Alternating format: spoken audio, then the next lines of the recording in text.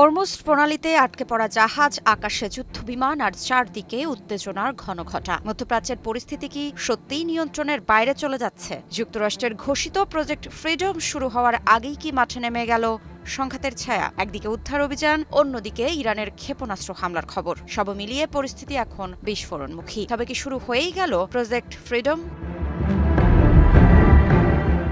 মধ্যপ্রাচ্যের উত্তপ্ত পরিস্থিতির মধ্যে হরমুজ প্রণালীতে আটকে পড়া বাণিজ্যিক জাহাজগুলোকে নিরাপদে সরিয়ে নিতে বড় ধরনের অভিযানে নেমেছে যুক্তরাষ্ট্র। মার্কিন প্রেসিডেন্ট ডোনাল্ড ট্রাম্প এই বিশেষ উদ্ধার অভিযানের নাম দিয়েছেন প্রজেক্ট ফ্রিডম।